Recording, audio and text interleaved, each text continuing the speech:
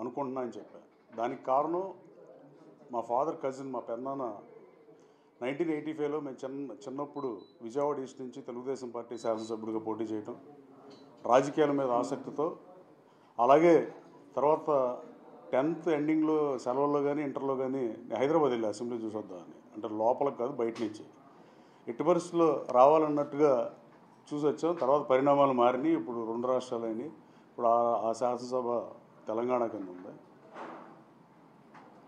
ఏదేమైనా గన్నవరం నియోజకవర్గం నుంచి నన్ను గతంలో ఎన్నడూ లేనంత మెజారిటీ ఇచ్చి కేవలం 22,000 ఓట్లు దాసర్ బాలవర్ధన్ గారికి గతంలో మెజారిటీ వచ్చింది.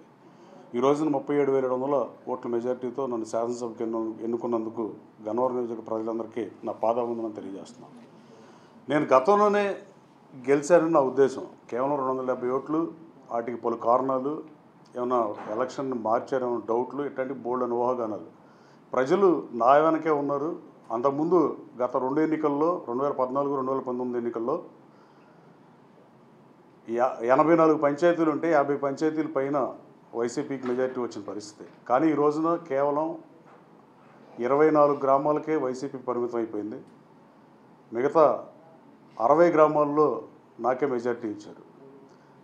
అలాగే నా విజయాన్ని కాంక్షిస్తూ మాజీ ముఖ్యమంత్రి జగన్మోహన్ రెడ్డి గారు ఆ రోజున చంద్రబాబు నాయుడు గారు ప్రతిపక్ష హోదా తీసేద్దామని గన్నవరం ఆనాటి శాసనసభ్యుడిని చేర్చుకున్నామని చెప్పాడు. ప్రతిపక్ష హోదా చంద్రబాబు గారికి తీసేద్దాం అనుకున్నారు. కేవలం 4 శాసనసభ్యులు మారిన తర్వాత ఇంకెవరో మారక ఆయన ప్రతిపక్ష హోదాని తీలేకపోయారు.